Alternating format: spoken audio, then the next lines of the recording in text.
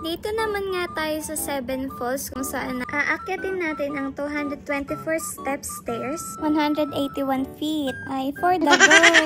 On the way na nga kami dito. Papunta sa shuttle kung saan nila hinahatid yung mga tao. Papunta rin sa falls.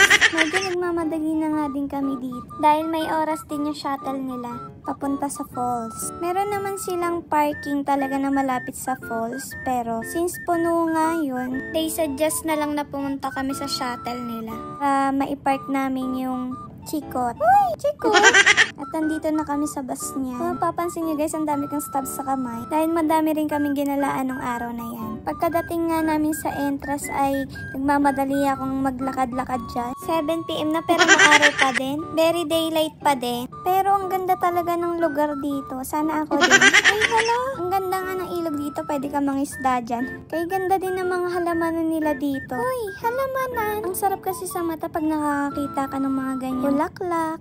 Nakaka-refresh ng pag-iisip. Super kalma at mabango tignan. Ayan, for the walk kami dyan. Sobrang layo pala guys. Kala ko ang lapit. Very tired na ang katawang lupa ko dyan. Ay, for the gill. Hindi ka ba napapagod kakabidyo? Ay, hindi. Bakit? Hindi ba papagod maganda-gandahan? Thank you!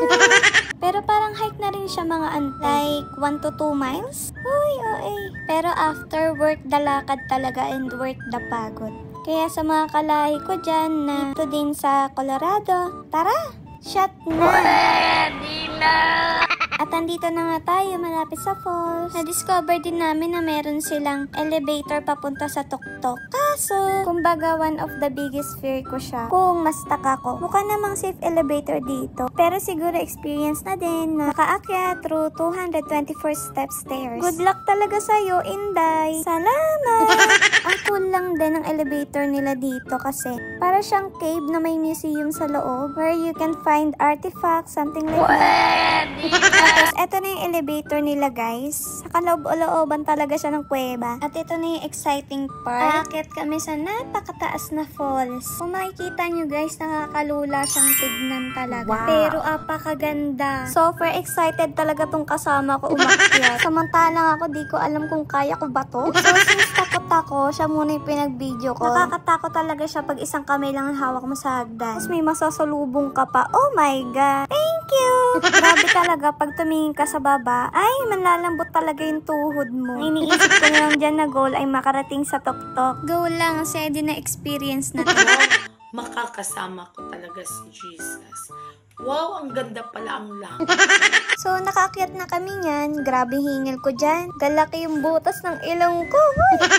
Pero after nitong hike na to, promise, parang wala ko naramdamang pagod. Apakalakas ko. Ay, wow! Magic! So, ganyan yung view dito mula sa taas. Sobrang ganda. Yung feeling na parang ang sarap huminga. Pagkatapos nga nito ay bababa na ulit kami. Diyos ko po. Naghahanap na ako ng elevator niya mga time na yun. Feeling ko mas mahirap bumaba kaysa umakyat. Galing naman itong isa pa kanta-kanta lang. Sana all.